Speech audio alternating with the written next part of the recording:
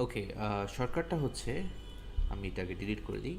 So প্রথমত আমি এটা সিলেক্ট করব, টাইমস আমি এই কিউ ওয়ানে আসবো। আসার পর আমি I will press F4।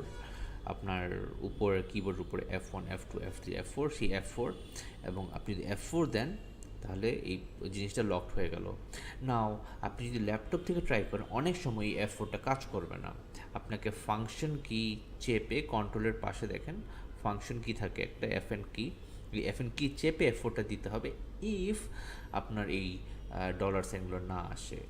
So okay, this is a nifty shortcut, but I have to confess আমি এইভাবে করি না।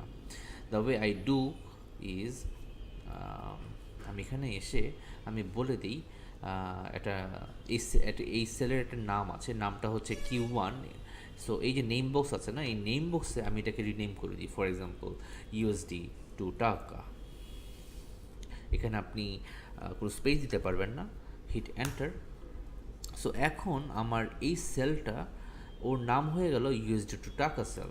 সো নাও আমি যদি এখানে আসি এবং আমার বলে দিই দিস টাইমস এবং স্টার্ট টাইপিং USDC, আমার ওই নেমটা চলে আসলো, হিট ট্যাব, পুরোটা চলে আসলো, and we are done. So এটার একটা ইউজফুল ফিচার হচ্ছে is name is more friendly. কেন?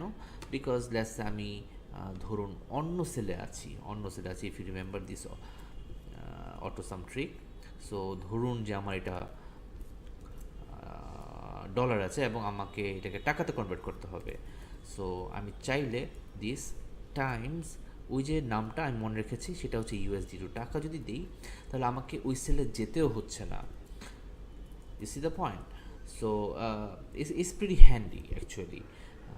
I hope this is helpful, and thank you for watching.